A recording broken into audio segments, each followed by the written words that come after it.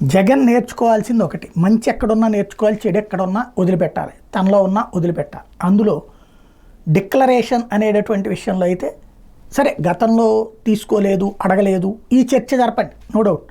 ఇప్పుడు డిక్లరేషన్ అడిగినప్పుడు ఇచ్చి చూసారా ఇట్లాగ నన్ను అడ్డుకోవడానికి కుట్ర చేస్తే నేను ఆ దేవదేవుడిని నమ్మాను అని చెప్పుంటే అద్భుతంగా ఉండేది.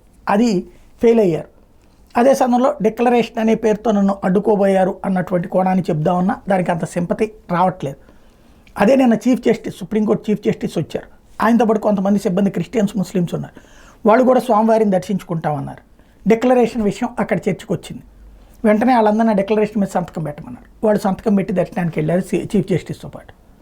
అంటే చీఫ్ జస్టిస్ అది పాటించారు. సరే వీళ్ళందరూ ఫస్ట్ టైం వెళ్ళారు కాబట్టి, జగన్ అంతకుముందు 15 సార్లు వెళ్ళాడు, అంతకుముందు 4-5 సార్లు వెళ్ళాడు కాబట్టి ప్రాబ్లం ఏం లేదనొచ్చు. కానీ ఒక పరీక్ష వచ్చినప్పుడు ఆ పరీక్షని తట్టుకు నిలబడటం అన్నటువంటిదే ముఖ్యం. అక్కడే జగన్ మిస్ అయ్యాడు.